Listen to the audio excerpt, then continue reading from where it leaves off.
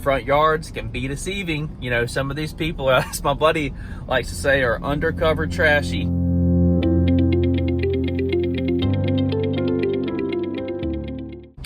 Hey, what's up, guys? I'm out doing estimates today, and I went and just did this one estimate. I pulled up to it and realized that this is the third time that we will have taken care of this particular property for a different tenant.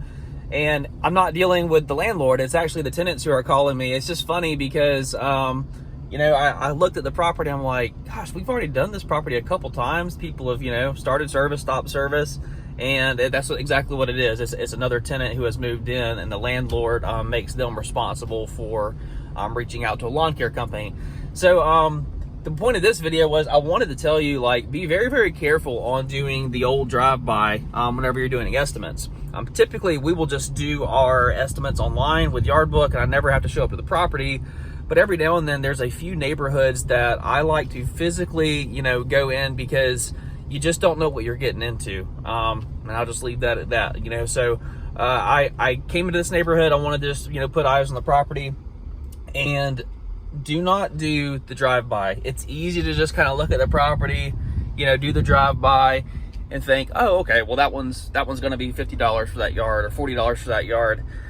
Let me tell you, man, whenever I first started my lawn care business, that got me more than a couple times doing those drive-bys. If you have already made the effort to get in your vehicle, drive all the way to the property, look, man, put it in park, do a walk around on that property, open the gate and look in the backyard. Man, I tell you, front yards can be deceiving. You know, some of these people, as my buddy likes to say, are undercover trashy. You know, front yard looks great. You open up the backyard, full-blown undercover trashy. So, you know, and it's not just that you might have a cleanup back there. You might see the backyard and be like, dude, this should be like a $45 yard, but golly, like these people with this pool and all these extra trinkets that they have back here, and they have a trampoline back there. They got a kid's play set, you know, you name it, water slides, you know, you see all that type of stuff whenever you walk the property. So I got two more that I'm doing today, again, because I'm not comfortable just doing it based on the square footage. I actually want to look at these properties and see the condition of the yard, that the actual owners or tenants keep the condition of the yard in. You know, I'm not just basing it on square footage. There's a lot more you can find out, you know, by actually going and looking at some of these yards on site. Now, that being said, there's just a lot of neighborhoods that it doesn't matter. Like, I know that this whole neighborhood, these people take care of their yards really, really well. I can just go based on square footage, and I feel very confident, you know, sending their lawn care estimate via Yardbook. But I always put in a disclaimer in that estimate. While I'm on it, I'll go ahead and show you that disclaimer that I put in there. Somebody was asking me the other day, like, what do you do, you know, if you quoted them a $45 and, you know, you show up to the property, you haven't physically walked it, and then you realize that, holy cow, like, there's a massive cleanup. Well, here's the verbiage that I use in our estimate. I say this is valid for recurring service, you know, of the property. This estimate is not valid for, you know, one-time mows, flower bed clean outs, that type of thing. So that type of verbiage is in there. I'm not exactly sure how we have that set in there, but that's in all of our estimates, and I'll go ahead and make sure that I include that in this video.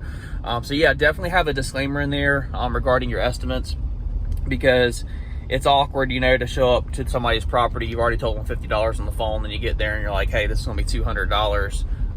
You know, yeah, they should have told you about it, but also you should have been a little more clear in your estimates that, like, hey, this is for recurring service of a maintained lawn. So the other tip I would give you about doing your estimates, I actually got this from Johnny over at Blades of Grass. So Johnny, if you end up watching this video, man, shout out to you. Appreciate everything that you have shared with the lawn care community and in your business and stuff.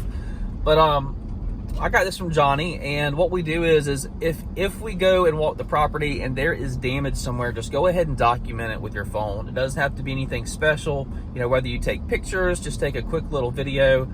You know, we don't personally, you know, video the whole property, but he showed that whenever he goes and initially does a property, he will do a quick video of it their initial service out there, just to ensure that there is no damage, already existing that their lawn care service can be blamed for. And I was like, man, that is fantastic advice. And I actually did a video on this very topic last year sometime. Let me tell you, man, this guy, had I not documented our initial service, had I not documented it,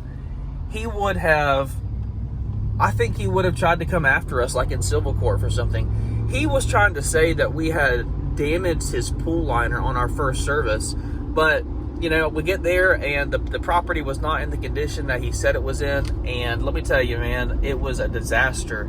And whenever we left, I thought we did a fantastic job cleaning that property up. He ended up calling me up, just screaming at me immediately, talking about how we ripped his pool liner. Mind you, it is an in-ground pool inside an enclosure. Like, I was on the property the whole time. Like, nobody went in there, dove to the bottom of your swimming pool and put a gash in the liner, man. You know who it was? It was probably the pool cleaning company that came there the day before to clean your rotting pool, that you had neglected. Like, that's what actually had happened, but he was blaming it on us, and it just wasn't even reasonable. Like, it was a dumb thing for him to think. Like, he just must not have been a very intelligent person.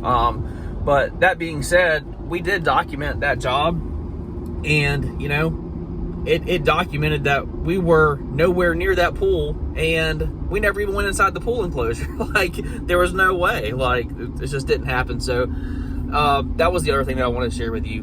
On your first service, it is worthwhile, especially going around air conditioner units, siding, check all the corners of the siding around houses. So, like, a lot of these new developments in our area, they're putting on, the plastic siding, and then, you come around that edge, with your weed eater, and you're gonna chip it. It's going to happen. There's no way around it. If you're touching the house at all with the trimmer to get the grass, it's going to break that.